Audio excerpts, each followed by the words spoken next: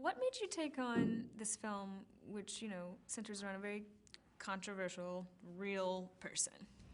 The reason why I wanted to be, the reason I'm just grateful that this movie was made, whether am in it or not, is we've all heard of Edward Snowden, and well, a lot of us have, um, and we all have heard about the information that he's released.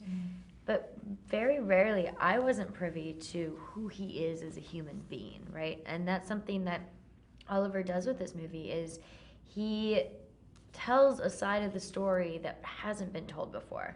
We all know the narrative that mainstream media fed us when Ed released the files, the narrative of independent journalists, but we don't know the narrative of Ed, right? We don't know why he did what he did, who he was, who his girlfriend was, where his heart lied, and this movie gives us that external perspective. And it's funny because so many of us have strong opinions. We either think he's a hero or he's a traitor, he did something good or bad.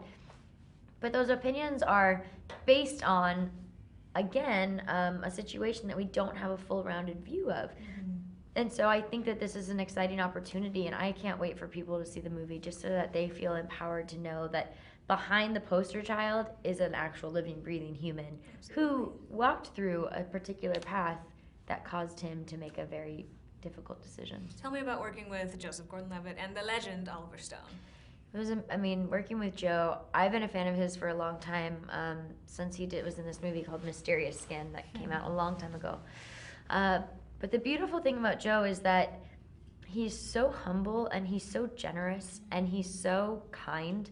And not only do you not often come across that in this industry, let alone this world, but to find someone who's like that and so dedicated to his craft and able to marry both worlds of being dedicated and being committed to bringing this character to life in the best possible way, and yet also being a gentle, kind human being.